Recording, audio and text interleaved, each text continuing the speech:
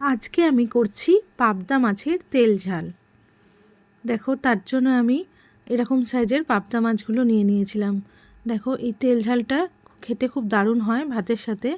খেয়ে দেখবে তোমরা, রেসিপিটা ট্রাই করে দেখো। এই পাবদা মাছগুলো আমি এবার নুন আর হলুদ মাখিয়ে নিয়েছিলাম, আর লেবুর রসও দিয়ে দিয়েছি।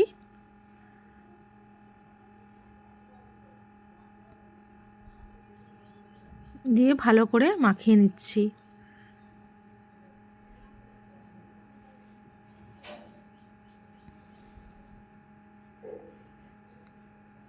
দিয়ে খানিকক্ষণ এটা রেস্টে রেখে দেবো। তারপর কড়া বসিয়ে নিয়েছি। কড়ার মধ্যে আমি সর্ষের তেল দিয়ে দিলাম।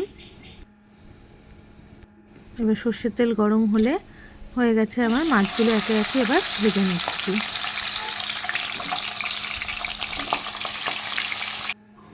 মাছগুলো ভাজা হয়ে গেছে, তুলে নিয়েছি।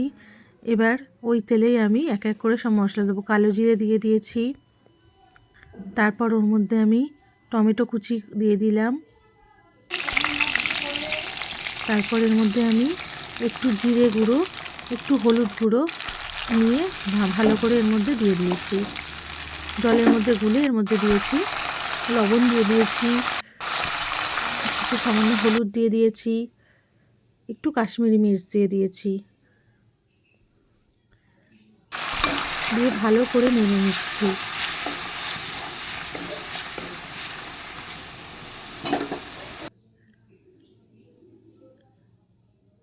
একটু জল দিয়ে দিলাম, যাতে মাছগুলো দিলে মাছগুলোর মধ্যে ডোবে।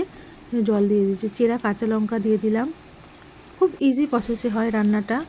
এখানে এবার মাছগুলো আমি দিয়ে দিলাম।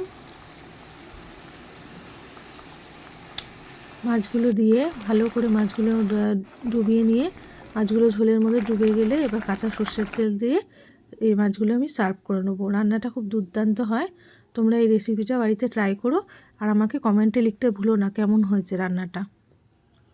দেখো, সাদা ভাতের সাথে খেতে দারুণ লাগে এই রেসিপিটা। একটু দেখো, তেল ঝোল মতো হয়। শুকনো ভাতের সঙ্গে মেখে খাবে। উফ, কি দারুণ! আমাকে লিখতে ভুলো না কেমন হয়েছে।